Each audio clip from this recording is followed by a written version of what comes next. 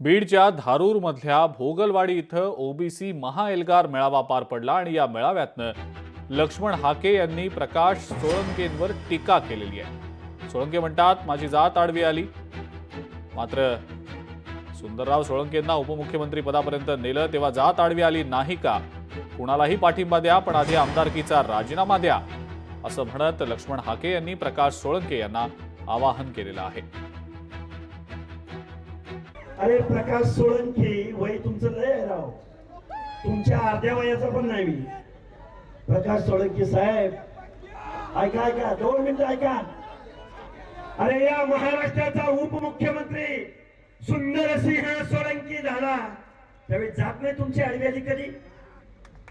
आली का नाही? अरे तुम्ही धारूर मधून निवडून गेला, आमच्या लोकांनी कोणी मतं दिली असतील का नसतील गावगाड्यातल्या? तुम्ही दिली का नाही? अरे आमच्या माणसाने विरोध केला असता तर काय झालं असतं तुमचं? झालं असतं का नाही?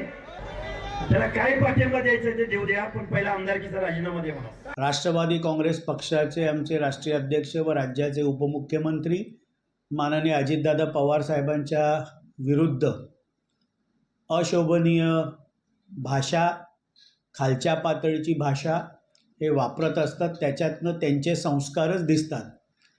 बोलायला आम्ही देखील बोलू शकतो की आपण ज्याला चपटी म्हणतो त्याचे ब्रँड ॲम्बॅसिडर ते आहेत का, पण आमच्यावर तसे संस्कार नाहीत।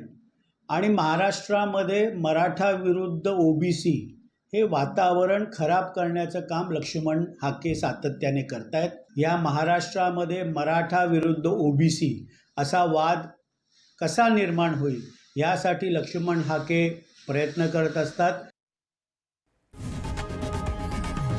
लोकशाही मराठी ऐका, पहा, जागरूक रहा।